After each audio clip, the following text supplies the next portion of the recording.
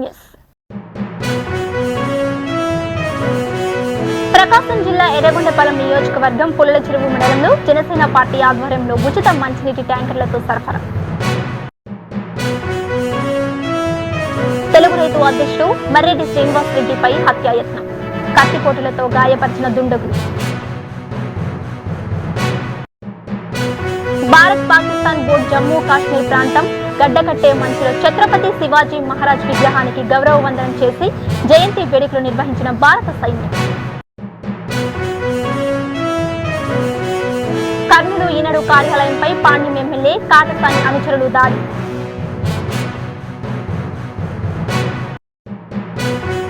Supreme court senior న్యాయవాది రాజ్యాంగ నిపుణుడు పాల్ ఎస్ నారిమన్ కన్నుమూశారు. ఢిల్లీలో మంగళవారం రాత్రి ఆయన తుదిశ్వాస విడిచారు. విశాఖలోని శ్రీ శారదా పీఠానికి జగన్ వెళ్లారు. శారదా పీఠం వార్షికోత్సవ వేడుకలలో ఆయన పాల్గొన్నారు. శారదా పీఠాధిపతి స్వరూపానందేంద్ర సరస్వతితో కలిసి రాజ్యసేమల అమ్మవారిని దర్శించుకున్నారు. అమ్మవారికి ప్రత్యేక పూజలు నిర్వహించారు. స్వరూపానందేంద్ర సరస్వతి ఆశీస్సులు తీసుకున్నారు. శారదా పీఠంలో జరిగిన శ్యామల రాజ్య యాగం పూర్ణాహుతి కార్యక్రమంలో పాల్గొన్నారు. మరోవైపు శారదా పీఠం వద్ద జగన్ కు బొత్స సత్యనారాయణ, ధర్మన కృష్ణదాస్ తదితరులు స్వాగతం పలికారు. మేడారం సమ్మక్క సారలమ్మ జాతరకు భక్తులను తీసుకువెళుతున్న ఆర్టీసీ బస్సు ప్రమాదానికి గురైంది. బస్సు అదుపు తప్పి ఎదురుగా వస్తున్న లారీని ఢీకొట్టింది. దీంతో లారీ డ్రైవర్ తీవ్రంగా గాయాలు పాలు కాగా బస్సులోని ప్రయాణికులలో పలువురికి స్వల్పంగా గాయాలయ్యాయి. డిమాండ్ల సాధనకై మార్చి 9న చెలో అమరావతి నిర్వహిస్తున్నాం. ప్రభుత్వం BHCS వికలాంగుల సంఘాలతో చర్చలు జరపాలి. ఎన్నికల మేనిఫెస్టో రూపకల్పనలో వికలాంగులతో రాజకీయ పార్టీలు చర్చలు జరపాలి. Pawan Kalyan, Congress, BJP, CPI, CPM అనుకూలంగా ముందుకు రావాలి. అన్ని పార్టీలు వికలాంగులకు అండగా ఉండాలి. చెలో అమరావతి కార్యక్రమానికి అన్ని పార్టీలను ఆహ్వానిస్తున్నాం.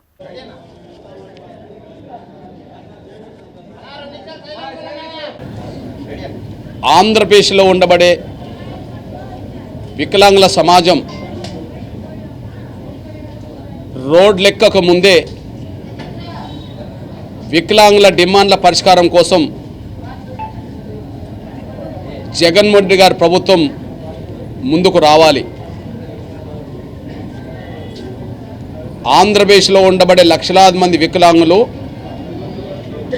తమ హక్కుల సాధన కోసం ప్రజా ఉద్యమాన్ని నిర్మించక ముందే, రోడ్డెక్కక ముందే వికలాంగుల డిమాండ్ల పరిష్కారం కోసం జగన్మోహన్ రెడ్డి గారి ప్రభుత్వం ముందుకు రావాలి. మానవత్వాన్ని చాటదలుచుకుంటే, మానవత్వం ఉన్నదని చెప్పి జగన్మోహన్ రెడ్డి గారి ప్రభుత్వం నిరూపించుకోదలుచుకుంటే వికలాంగుల సమస్యల పరిష్కారమే మొదటి ఎజెండాగా ఆయన తీసుకోవాలి. అలా కాకపోతే లక్షలాది మంది వికలాంగుల సమాజం రోడ్డెక్కుతారు. లక్షలాది మంది వికలాంగుల సమాజం రోడ్డెక్కడం వల్ల తలెత్తే ఎలాంటి పరిణామాలకైనా, తలెత్తే ఎలాంటి ఉద్రిక్త వాతావరణానికైనా జగన్మోహన్ రెడ్డి గారి ప్రభుత్వం బాధ్యత వహిస్తుంది, మూల్యం చెల్లించుకునే పరిస్థితి వస్తుంది.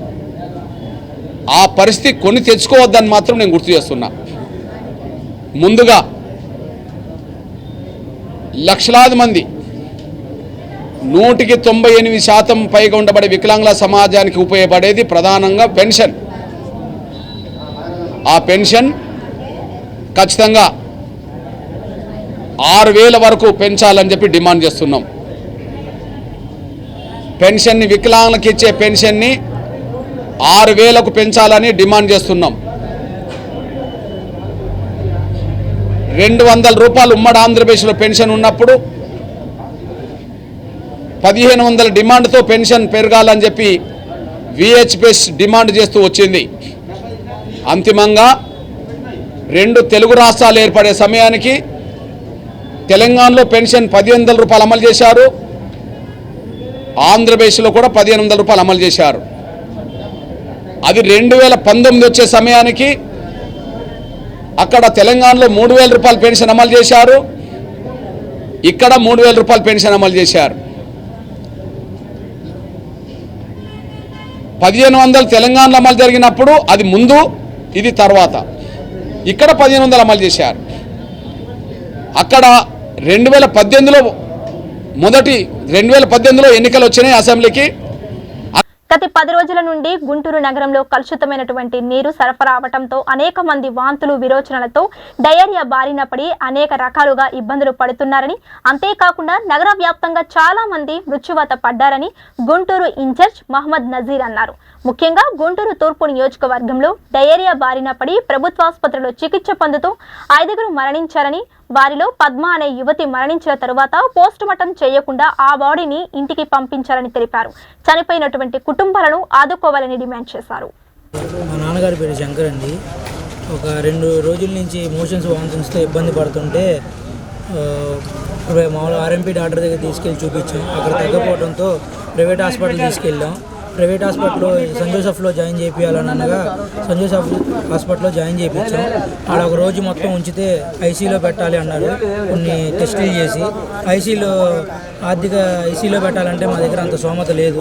ఏదో మా నాన్న సామాన్యం బైక్ మెకానిక్, అందువలన మేము జీజీహెచ్కి తీసుకెళ్ళాం. జీజీహెచ్కి తీసుకెళ్ళంగా మమ్మల్ని పట్టించుకోలేదు అంతగా. చూపించాం, టెస్టులు కూడా సీరియస్లో ఉన్నామని కూడా చెప్పాము, పట్టించుకోవాలి అయ్యి అని చెప్పి అంటున్నారు. స్కానింగ్ తీసుకెళ్ళి వచ్చే లోపల 2 గంటలు చనిపోయారు మా నాన్నగారు. చనిపోయేసరికి ఇంకా ఇంటికి తీసుకొచ్చాం.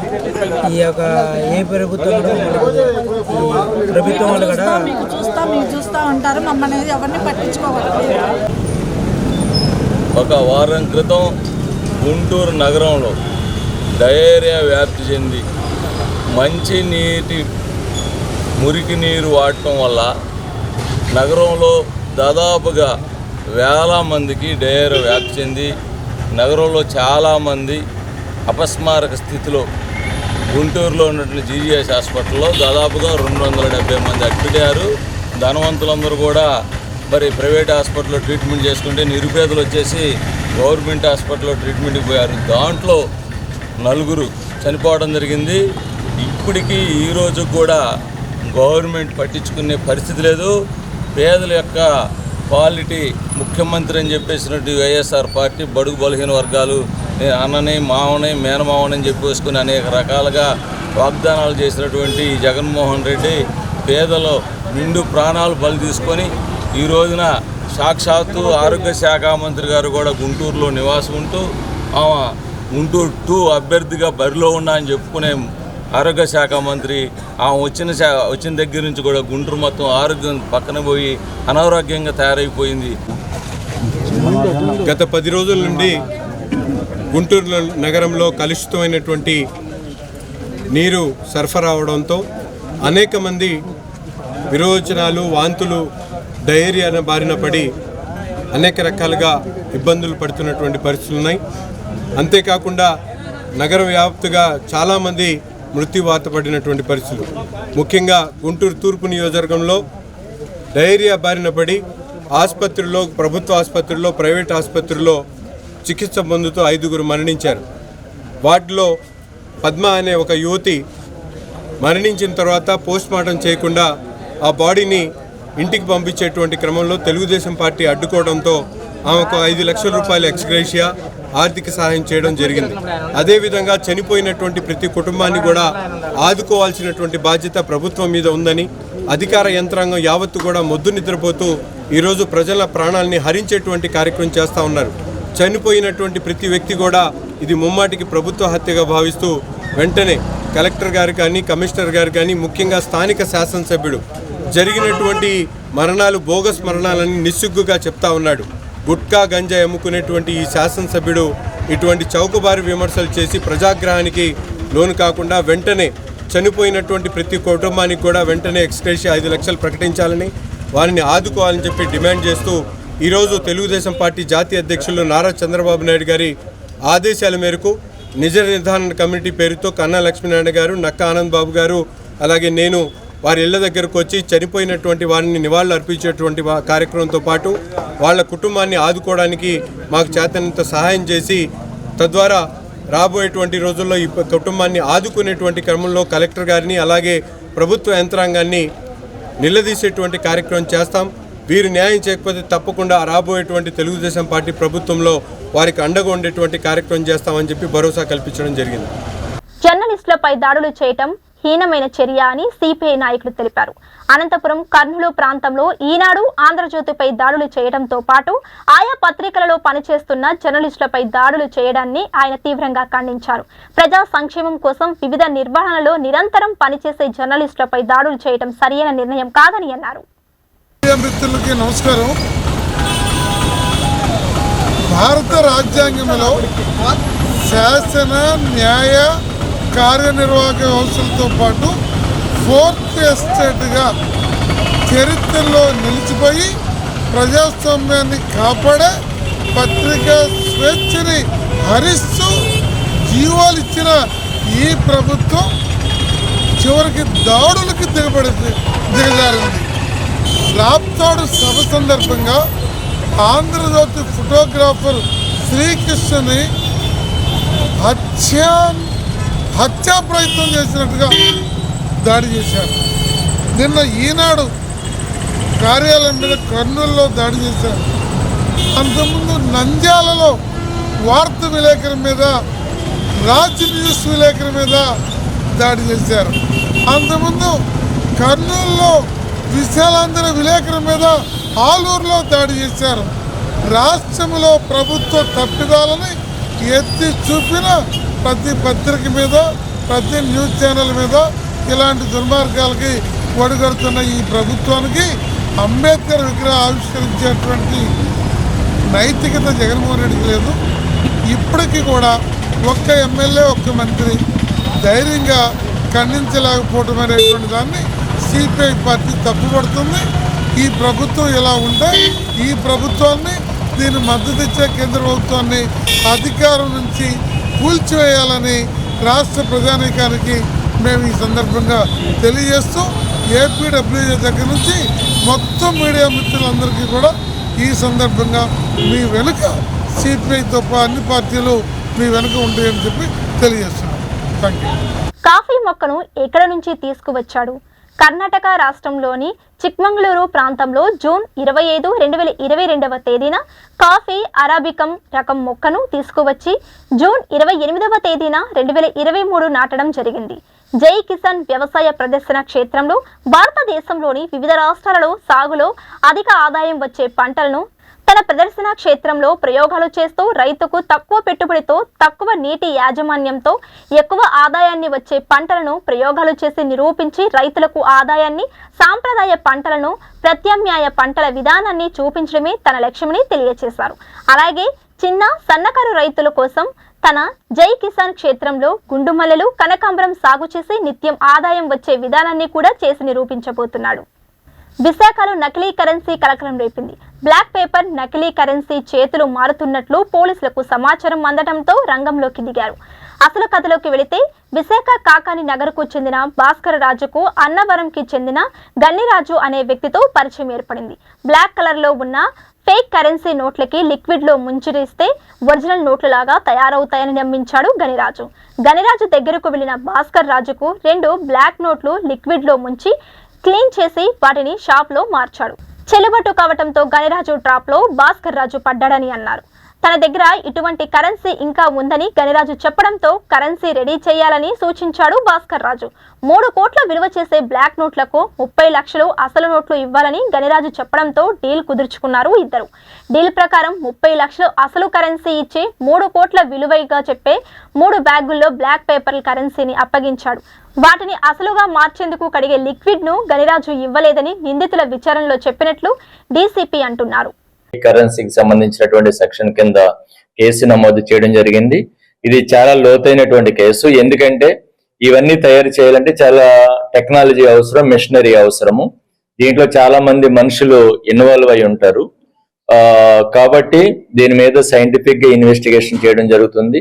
ఈ గనిరాజుతో లింక్ అయినటువంటి వ్యక్తులు ఎవరున్నారో ఇన్వెస్టిగేషన్ చేసి దీన్ని ముద్రించినటువంటి వాళ్ళు కానీ ఇంతకుముందు ఈ విధంగా ఏమైనా మార్చి ఏమైనా చేశారనే దాని మీద లోతైన విచారణ చేసి దీనికి సంబంధం ఉన్న ప్రతి ఒక్కరిని కూడా అరెస్ట్ చేయడం జరుగుతుంది. అపోయేది ఎలక్షన్స్ కూడా, ఎలక్షన్స్ దృష్టిలో పెట్టుకుని కూడా ఇటువంటి ఏమైనా మిస్యూజ్ చేయడానికి అవకాశం ఉంటుంది. కాబట్టి అన్ని కోణాల్లో దర్యాప్తు చేసి నిందితులందరినీ కూడా అరెస్ట్ చేయడం జరుగుతుంది. ప్రజెంట్ మనం 2 అరెస్ట్ చేశాము. పైన పేర్కొన్నటువంటి 2 అరెస్ట్ చేశాము. గనిరాజు అనేటువంటి ఆయన్ని పట్టుకోవాలి. యాక్చువల్ గా ఈ 30 lakhs తీసుకున్న తర్వాత గనిరాజు తన ఫోన్ అటెండ్ కావట్లేదు, స్విచ్ ఆఫ్ చేసి ఉన్నాడు. గనిరాజుని కూడా త్వరలోనే పట్టుకోవాలి. కరంపాడిలో ఇంటి స్థలాల కొరకు దళితుల ఆక్రమణకు గురైన ప్రభుత్వ భూమిలో గుడిసెలు వేసుకొని నివసిస్తున్నారు. వీరికి మద్దతుగా సిపిఎం పార్టీ మరియు ఇళ్ల స్థలాల పోరాట కమిటీ కరంపాడి నియోజకవర్గ ఎమ్మెల్యే మధుసూదన్ రెడ్డిని కలవటం జరిగింది. శ్రీకాళహస్తి ఎమ్మెల్యే మధుసూదన్ రెడ్డి సానుకూలంగా స్పందించి రేణిగుంట మండలం ఎంఆర్ఓ ఆఫీస్ నందు కలిసి గుడిసెలు వేసుకున్న వారికి ప్రభుత్వం తరపున సహాయ సహకారాలు అందిస్తామని హామీ ఇచ్చారు.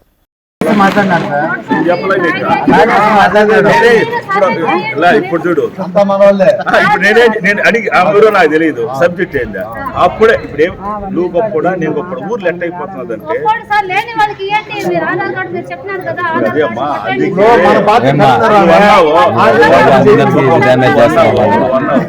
క్లీన్ చేసి వేసుకుంటానన్న ఎవడు బలవంతుడు వేసుకుంటాడు, పేదోడు అది పంచమునా గవర్నమెంట్ పట్టాలు ఇచ్చేదాకా కాపాడతాను అంతే. ఆ ఊరు వదిలేసి బయట బ్రోకర్లు వచ్చి ఆక్రమించిపోతే నా పేరు మార్చి పేదోడి దానిలో పేదోడు 10-20 ఇచ్చేస్తారు, మళ్ళీ కొట్టేస్తారు. నాకు తెలుసు అటొద్దు. క్లీన్ చేసి ఎంఆర్ఓ రమ్మని పక్క పట్టా ఇచ్చినా మీకు లైఫ్ లో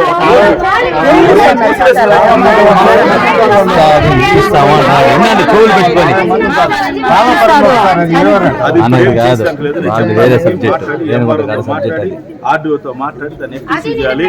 ఒకటి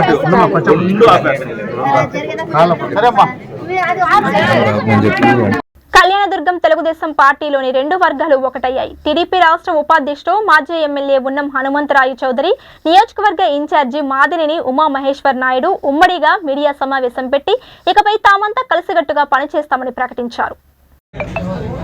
నాతో పాటు ఈ వేదిక మీద ఉన్నటువంటి పెద్దలు, వివిధ స్థాయిల్లో తెలుగుదేశం పార్టీలో 4 సంవత్సరాల 10 నెలల కాలం వైసీపీ ప్రభుత్వం పైన పోరాడినటువంటి ప్రతి ఒక్కరికి పేరు పేరు నమస్కారాలు, అభినందనలు తెలియజేస్తున్నా. అన్న హనుమంతరాయ చౌదరి అన్న కుటుంబము, మా కుటుంబము, ఇక్కడ ఉన్నటువంటి పెద్దల కుటుంబాలందరూ కూడా తెలుగుదేశం పార్టీ పుట్టినప్పటి నుంచి పనిచేసినటువంటి వాళ్ళం. తెలుగుదేశం పార్టీ జెండాను ప్రతి ఇంటికి తీసుకెళ్లడంలో ఆశతో కాకుండా ఆశయంతో పనిచేసినటువంటి ప్రతి తెలుగుదేశం పార్టీ కార్యకర్తలు మనమంతా పనిచేశాం. కళ్యాణదుర్గం నియోజకవర్గం అంటే తెలుగుదేశం పార్టీ అనేలా పనిచేశాం. ఎస్సీ నియోజకవర్గాల్లో ఉన్నప్పటి నుంచి ఇప్పటి వరకు కూడా ఎన్ని ఇబ్బందులు ఉన్నా, ఎన్ని సమస్యలు ఉన్నా మనం అందరూ వ్యవసాయదారులం, రైతు కుటుంబంలో ఉన్నటువంటి వాళ్ళం, మనం అందరూ కలిసికట్టుగా పనిచేశాం. కొన్ని అనివార్య కారణాల వల్ల విభేదాలు, అన్న హనుమంతరాయ చౌదరి అన్న చెప్పినట్లు విభేదాలు వచ్చి పార్టీ కార్యక్రమాలు, పార్టీ జెండాను వదలకోకుండా విడివిడిగా కొన్ని కార్యక్రమాలు చేసుకోవడం జరిగింది. అయినా కూడా మనమందరం కూడా పార్టీ బలోపేతానికి మాత్రమే కష్టపడ్డాం, కానీ వైసీపీ పార్టీని ఎదిరించడంలో అన్ని రకాలుగా అన్ని విధాలుగా ముందుకెళ్ళాం. మన మధ్యలో చిన్న చిన్న విభేదాలు, మనస్పర్ధలు కుటుంబంలో కూడా ఉంటే ఆ విధంగా ఉన్నమాట వాస్తవమే. కానీ దాన్ని ఆసరా చేసుకొని చాలా రోజుల తర్వాత మన అందరం కలుసుకోవడం చాలా శుభ పరిణామం. కొన్ని అనివార్యతల వల్ల పార్టీ కార్యక్రమాలు విడివిడిగా నిర్వహిస్తున్నాం. ప్రస్తుత నియోజకవర్గంలో రాజకీయ గందరగోళం ఏర్పడిన సందర్భంగా కలిసికట్టుగా పార్టీకి కొనసాగిస్తాం. మన మధ్య ఏర్పడిన విభేదాలు వీడి కలిసికట్టుగా ముందుకు సాగుదామని తెలియజేస్తున్నానప్ప. జనసేనాని పవన్ కళ్యాణ్ భీమవరంపై ప్రత్యేక దృష్టి సారించారు. గత ఎన్నికలలో గాజువాకతో పాటు భీమవరంలోనూ పోటీ చేసిన పవన్ 2 చోట్ల ఓడిపోయారు. ఈసారి కూడా ఆయన భీమవరం నుంచి పోటీ చేస్తారని ప్రచారం జరుగుతుంది. ఈ నేపథ్యంలో పవన్ కళ్యాణ్ నేడు భీమవరం విచ్చేశారు. వరుసగా ప్రముఖులను కలుస్తూ చర్చలు సాగిస్తున్నారు. ఈ పరిణామాలు చూస్తే పవన్ భీమవరం నుంచి బరిలో దిగడం ఖాయమని తెలుస్తుంది. గుంటపట్టుతో మన్నం వెంకటరమణ ఆకస్మిక మృతి. వారం రోజుల క్రితం అమెరికా నుండి ఇండియా వస్తూ ఫ్లైట్లో గుండెపోటు రావడంతో ఆసుపత్రిలో చేర్పించిన ఎయిర్లైన్స్ సిబ్బంది సుమారు వారం రోజుల పాటు మృత్యువుతో పోరాడి తుదిశ్వాస విడిచిన రమణ వేలాది మందికి అమెరికాలో ఉద్యోగాలు ఇప్పించిన గొప్ప వ్యక్తి. 2009 ఎన్నికలలో దర్శి నుండి తెదేపా నుండి పోటీ చేసిన రమణ ఇక లేడు అనే వార్తను జీర్ణించుకోలేకపోతున్నారు. గీతా గారిని ప్రేమించి వివాహం చేసుకున్న రమణకి 2 అబ్బాయిలు, 1 పాప. ఇటీవలే 3 కూడా ఉద్యోగాలలో సెటిల్ అయ్యారు. ఏపీ అసెంబ్లీ ఎన్నికలు అయ్యే వరకు ఇండియాలోనే ఉంటాను అని అమెరికా నుండి బయలుదేరారు రమణ. గుంటూరు వరల్డ్ క్లబ్ రోడ్లో నూతనంగా సిద్ధార్థ గ్యాస్ట్రో కేర్ హాస్పిటల్ ను ప్రారంభించారు. ప్రారంభోత్సవంలో మేయర్ మనోహర్ నాయుడు, ఎమ్మెల్యే నూరి ఫాతిమా, లేలా అప్పిరెడ్డి, మోదుగుల వేణుగోపాల్ రెడ్డి, రామిరెడ్డి తదితరులు పాల్గొన్నారు. గుంటూరులో సిద్ధార్థ గ్యాస్ట్రో కేర్ హాస్పిటల్ ఈరోజు పెద్దలు గౌరవనీయులు నాగేశ్వర రెడ్డి గారి చేతుల మీదుగా ఈరోజు ప్రారంభించుకోవడం కూడా జరిగింది. మరి సిద్ధార్థ మా శివారెడ్డి గారి అబ్బాయితో పాటు నాకు వ్యక్తిగతంగా మా సోదరుడు చాలా దగ్గర. ఎందుకంటే మొన్న మధ్య రీసెంట్గా ఒక 3-4 months బ్యాక్ మా మదరు ఏఐజీలో హాస్పిటల్లో చేరారు. అసలు ఇక్కడ గుంటూరులో హెల్ప్లెస్ అని చెప్పినా కూడా ఏఐజీ హాస్పిటల్ నాగేశ్వర ఇందాక ఐజాడ్గా చెప్పినట్టుగా దేవుడు జన్మనిస్తాడు. ఆ జన్మ 100 సంవత్సరాలు పరిపూర్ణ కావడానికి నాగేశ్వర రెడ్డి గారి యొక్క సహాయంతో భావిస్తాను. గుంటూరులో మా మదర్కి గ్యాస్ట్రాంటాలజీ. నమస్కారం. సో ఈరోజు నన్ను ఆశీర్వదించడానికి ఇక్కడికి వచ్చినందుకు అందరికీ నా ధన్యవాదాలు. ఈరోజు ముఖ్యంగా మనకి ఈ హాస్పిటల్ ఓపెన్ చేయడానికి డాక్టర్ నాగేశ్వర రెడ్డి గారు, అయోధ్యరామ్ రెడ్డి గారు వచ్చి ఆశీర్వదించి ఈ ఫెస్టివల్ని ఇంత సక్సెస్ చేసినందుకు నా కృతజ్ఞతలు చెప్పుకుంటున్నాను. సో నేను డిఎం వచ్చేసి చెన్నై SRMCలో చేశానండి. చేసిన తర్వాత సార్ ఇప్పుడు నాగేశ్వర రెడ్డి గారు ఎప్పుడు చెప్తూ ఉంటారు, ఏదైనా అవకాశం వచ్చినప్పుడు వెంటనే దాన్ని అందుకుంటే సక్సెస్ అన్నది వస్తుంది అని. సో అనుకోకుండా ఒకరోజు సార్ని కలిసి సార్ని అడగగానే సార్ ఒప్పుకొని నన్ను తీసుకొని కన్సల్టెంట్గా సార్ ఏజీలో తీసుకున్నారు. సో ఏజీలో నేను 4 సంవత్సరాలు పనిచేశానండి. సారు నాట్ ఓన్లీ గ్యాస్ట్రోనే కాకుండా అసలు బేసిక్ ప్రిన్సిపల్స్ ఎలా ఉండాలి డాక్టర్గా, ఇవన్నీ కూడా సార్ దగ్గరగా ఉండి చూసి చాలా విషయాలు నేర్చుకున్నాము. సో ఈరోజు గుంటూరు ప్రజలకి నేను ఇక్కడికి వచ్చి ఎప్పటికైనా నేను పుట్టిన ఊర్లో సేవ చేసుకోవాలని ఎప్పటి నుంచో ఉండి ఫైనల్గా 4 years ట్రైన్ అయ్యి ఇంకా కాన్ఫిడెంట్గా ఉన్నప్పుడు ఇక్కడికి వచ్చానండి. ఇక్కడికి వస్తూనే మా ఫాదర్ సపోర్ట్ బాగా చేయటం వల్ల నేను అడ్వాన్స్డ్ ఎండోస్కోపీ ఇవన్నీ తీసుకొచ్చి ఈరోజు గుంటూరు ప్రజలకి సేవ చేయడానికి సిద్ధంగా ఉన్నాను. ఈరోజు సిద్ధార్థ్ గ్యాస్ట్రో కేర్ సెంటర్ అనేది గుంటూరులో స్టార్ట్ అయిన దానికి నేను చాలా సంతోషంగా ఉన్నాను. సిద్ధార్థ్ రెడ్డి గారు ఒక 4 సంవత్సరాల క్రితం మా దగ్గర వర్క్ చేయడానికి వచ్చారు. ఈ 4 సంవత్సరాల్లో ఆయన డెడికేషన్ కానీ, ఆయన పేషెంట్ కేర్ కానీ, ఆయన ప్రొసీజర్స్ చేసే విధానం చూస్తే చాలా బాగా ట్రైన్ అయిపోయారు. సో ఆయన 4 సంవత్సరాల తర్వాత నా దగ్గరికి వచ్చి నేను గుంటూరుకి వెళ్ళి అక్కడ హాస్పిటల్ మొదలు పెట్టాలనుకుంటున్నానంటే నాకు కొంత విధంగా బాధ అనిపించింది, కొంత విధంగా సంతోషం అనిపించింది. బాధ ఎందుకంటే నేను ఆయన్ని మా హాస్పిటల్లో పర్మనెంట్గా ఉంచుకోవాలనుకున్నాము. హాస్పిటల్లో పర్మనెంట్ స్టాఫ్గా పనిచేస్తే అప్పుడు రిక్వెస్ట్ చేశాను, పర్మనెంట్ ఉంటే బాగుంటుంది, ఎందుకంటే ఇంత మంచి డాక్టరు, ఆయనకి ఇంకో డాక్టరే కాకుండా డాక్టర్కి 2 ఉంటాయి. ఒకటేమో స్కిల్స్, ఆ స్కిల్స్ లెవెల్స్ ఆయన హైయెస్ట్ లెవెల్లో అచీవ్ చేశారు. రెండోది అంటే పేషెంట్ గురించి కన్సర్న్, ఎంపతి, అది కూడా ఆయనకి చాలా ఎక్కువగా ఉంది. అంటే ఒక పేషెంట్కి రిచ్ పేషెంట్ అయినా పూర్ పేషెంట్ అయినా బాగా చేయాలనేది చాలా ఇది ఉంది. అంటే ఆ కన్సర్న్ అనేది ఉంది మాట. ఇది చాలా తక్కువ డాక్టర్లో నేను నోటీస్ చేస్తున్నాను, యంగ్స్టర్స్లో. ఈ 2 చూసి నేను సిద్ధార్థ్ గారిని చాలా వరకు మా దగ్గర ఉంటే బాగుంటుందేమో అని రిక్వెస్ట్ చేశాను కూడా. చేస్తే లేదు, నేను గుంటూరుకి వెళ్ళి గుంటూరులో సర్వీస్ అంటే అది నాకు చాలా సంతోషం అనిపించింది. ఎందుకంటే కొంతవరకు గుంటూరులో కూడా నాకు చాలా అటాచ్మెంట్ ఉంది. మా ఫాదర్ ఇక్కడ చాలా రోజులు పనిచేశారు. నేను చిన్నప్పుడు సెయింట్ జోసెఫ్ స్కూల్లో కూడా కొంచెం చదువుకున్నాను నేను గుంటూరులో. సో గుంటూరు అటాచ్మెంట్ తోటి నాకు చాలా సంతోషం అనిపించింది. వచ్చి ఇంత గ్యాస్ట్రో కేర్ హాస్పిటల్ స్టార్ట్ చేస్తున్నాను. స్టార్ట్ చేస్తున్నప్పుడు నాకు ఇది 2 tier అనుకోండి, గుంటూరు టౌన్లో ఇంత పెద్ద హాస్పిటల్ స్టార్ట్ చేయవచ్చా అనే ఒక డౌట్ కూడా వచ్చింది. కానీ ఇప్పుడు ఈరోజు ఇక్కడికి వచ్చి ఓపెనింగ్ చూసిన తర్వాత అసలు హైదరాబాద్లో పెద్ద హాస్పిటల్లో ఉన్న ఎక్విప్మెంట్ అంతా ఉంది ఇక్కడ.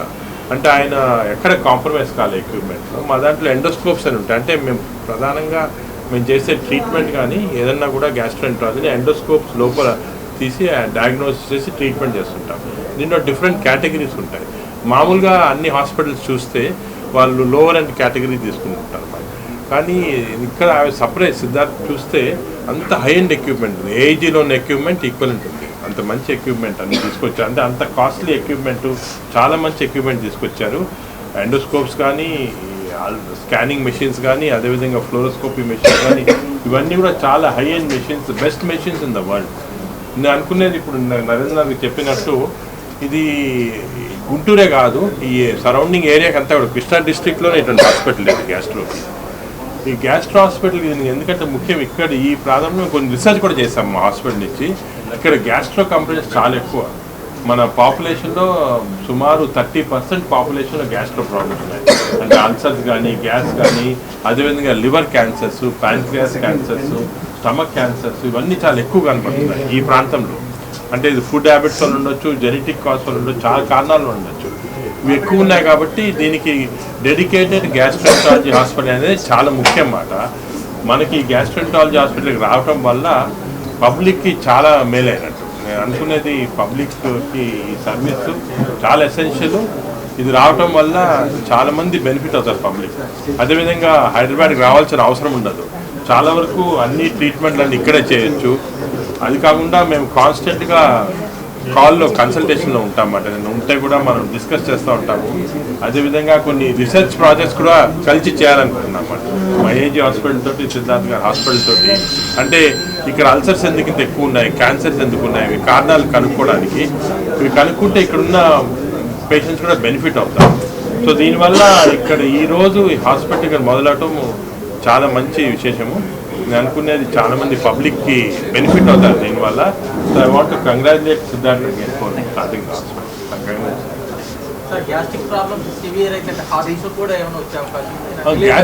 గ్యాస్ట్రిక్ ప్రాబ్లమ్స్ ఏమంటే హార్ట్ బర్న్ అని వస్తుంది. యాసిడ్ ఎక్కువ అనుకోండి, ఛాతీకి వచ్చి అక్కడ మంటలాగా వచ్చి గుండె మంటలాగా వస్తుంది అనమాట.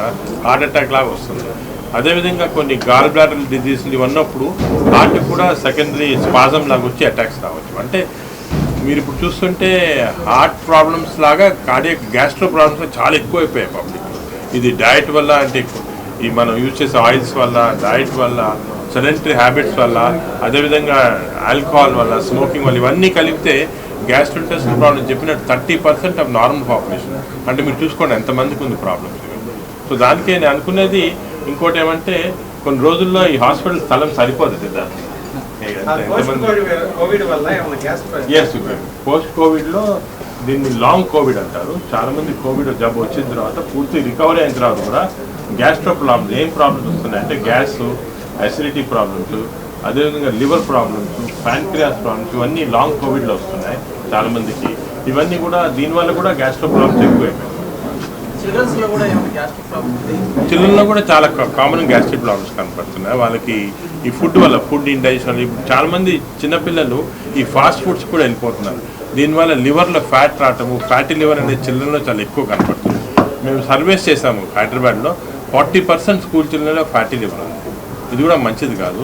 ఈ ఫ్యాటీ లివర్ వల్ల వాళ్ళ గ్రోత్ అంతా ఎఫెక్ట్ అయ్యి అదేవిధంగా లివర్ డిజీజ్ డెవలప్ అవుతాయి అన్నమాట. నెక్స్ట్ మన ఇంకొక అతిథి గారు అందరికీ తెలుసు సూపర్ వేతనాలు పెంచాలని కోరుతూ వంట వార్పుతో 6వ రోజు తిరుపతి ప్రాంతీయ వ్యవసాయ కళాశాల కాంట్రాక్టు కార్మికులు నిరసన తెలిపారు.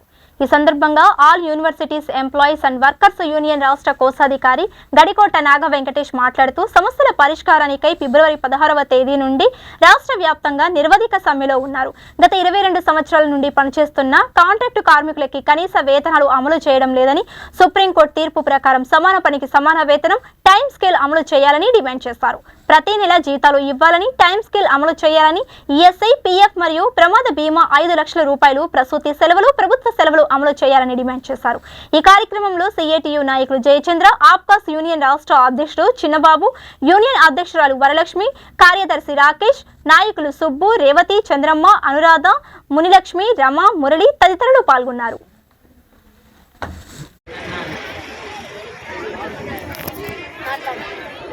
నమస్తే, మేము తిరుపతి కార్మికులము అగ్రికల్చర్ యూనివర్సిటీ నుంచి మాట్లాడుతున్నాము. మేము గత 20 సంవత్సరాలుగా అంతా ఆడవాళ్ళే పని చేస్తున్నాము. ఇక్కడ మాకు ఎటువంటి గుర్తింపు లేదు. ఇక్కడ మేము పని చేస్తున్నాము. కాంట్రాక్ట్ అంటున్నారు కానీ కాంట్రాక్ట్ గుర్తే సిగ్గులు లేదు. మాకు కూలీలతో లెక్కే మేము ఇక్కడ. మాకు కాంట్రాక్ట్ వద్దన్నా, మాకు పెన్షన్ జీతాలు కావాలి. యూనివర్సిటీ కింద మస్ట్ కావాలి. మేము పెద్ద పెద్ద జీతాలు అడగలేదన్నా, మా సమాన న్యాయం, సమాన వేతనం ఇవ్వాలి. సమాన వేతనం సమాన వేతనం అంటున్నారు కదా, సమాన పనికి సమాన వేతనం అడుగుతున్నామన్నా. మేము ఎక్కువ అడగలేదు. దయచేసి ఇంతమంది ఆడవాళ్ళ కల్లా ఒకసారి చూసి మా 6 రోజులుగా పోరాటం చేస్తున్నామన్నా ఏ నాయకుడు వచ్చి మమ్మల్ని చూడలేదు, పట్టించుకోలేదు కూడా. మీరు చూడాలని కోరుకుంటున్నాం మా జీతాలు. అన్నా జగన్ అన్న నేను చూసినాను, ఏం చూస్తాడో ప్రజల కష్టాలన్నా. 20 ఏళ్ళ నుంచి అగ్ని కాలేజ్ డిపార్ట్మెంట్ లో తిరుపతిలో చేస్తా ఉన్నాం. ఈ శివరెడ్డి గారు ఎమ్మెల్యేగా గెలిచినాడు. మాకు పాదయాత్రలో చెప్పాడు, మేము కాంట్రాక్ట్ వాళ్ళకంతా రెగ్యులేట్ చేస్తామన్నారు. రెగ్యులర్ కాదు కదా, సుప్రీంకోర్టులో 512 రూపాయలు ఆర్డర్ ఇచ్చింది. అదన్నా మాకు అమలు పరుస్తున్నారా? ఈ పొద్దు అక్కడ పోయి కూర్చున్నావు, రేపు ఓట్లకి ఏమని వస్తాం? మేము కూడా చూస్తాము, చూస్తాము. నిన్ను ఒక సూప్ చూస్తాం, నువ్వు కాదు మమ్మల్ని చూసి మేము చూస్తాం. ఇంకా నువ్వు ఒక మెట్టు దిగిరా, లేదా మేము ఇంకొక మెట్టు ఎక్కుతాం. మేము సుప్రీంకోర్టుకి కూడా కావాలంటే లెటర్ పెట్టేస్తాం. నీ వల్లతో నువ్వు చూసుకో, మా వల్లతో మేము చూసి తగ్గేదేలే. కానీ నీ కథ మేము తేలుస్తాం. నువ్వు కదా నేను చూసాను, ఇప్పుడు మేము మేము చూస్తాం. అది జగన్ అన్న నీకు లాస్ట్ వార్నింగ్. నువ్వు మాకు దయచేసి మాకు పెరిగిన జీతాలు ఇస్తావా? లేదు మేము ఇంకా ఆయన చేతిలోనే ఉన్నది. ఇది ఆర్డర్ ఇవ్వాలి. ఇప్పుడు వాళ్ళకు అంగన్వాడీ వాళ్ళకు ఎట్లా సంతకం పెట్టినావన్నా, అదే మాదిరి మాకు కూడా ఒక సంతకం పెట్టు. 6 రోజుల నుంచి రాష్ట్ర వ్యాప్తంగా చేస్తా ఉండద్దు అన్న. నీకేం కళ్ళకు కనపడలేదన్న, గద్దలు కట్టుకొని ఉండవా? ఈ పొద్దు 7వ రోజు చేస్తున్నావు. ఈ రోడ్డు మీద అడగతింటా అన్నామన్నా. మేము అంగిల్ కాడ అడగచ్చి కూడా చేసుకుంటూ బతుకుతాన్నామన్నా. నీకు తెలియదు ఆడవాళ్ళు పాస్తున్నారు. మా అక్కలు మా చెల్లెళ్ళు అన్నావు. ఈ పొద్దు అక్క చెల్లెళ్ళు ఏడపోయినారు. కాదు, దేవుడికి కూడా మొక్కోండి అమ్మ, మళ్ళా నేనే రావాలన్నావు. ఈ రోజు మాకు మీరు దయచేస్తే రేపు మీకు దయ చూస్తాం. మేము ముందు గెలవాలని టెంకాయలు, ఇప్పుడు మేము గెలవాలని, మాకు పెరిగిన జీతాలు ఇవ్వాలని. నువ్వు అసెంబ్లీలో కూర్చోకుండా మా సమస్యలు తీర్చు, టైం స్కేల్ ఇవ్వు. యూనివర్సిటీ కింద మస్టరీ, నువ్వు యూనివర్సిటీ కింద మస్టర్ కానీ మాకు తీపించినావంటే పెరిగిన జీతాలు ఇస్తే మా జీవితాన్ని నీకు రోడ్డుపడి ఉంటాం, ఓట్లు వేస్తావు. నువ్వు మళ్ళీ ముఖ్యమంత్రి అవుతావు, లేకపోతే దిగిపోతావన్నా.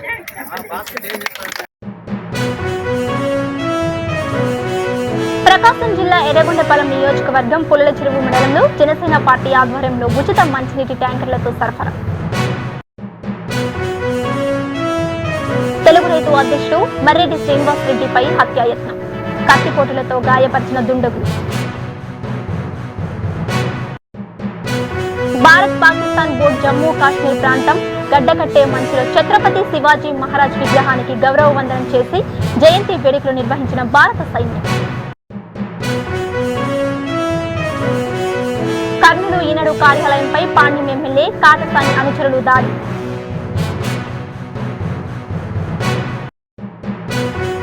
సుప్రీంకోర్టు సీనియర్ న్యాయవాది రాజ్యాంగ నిపుణుడు పాల్ ఎస్ నారిమన్ కన్నుమూశారు. ఢిల్లీలో మంగళవారం రాత్రి ఆయన తుదిశ్వాస విడిచారు.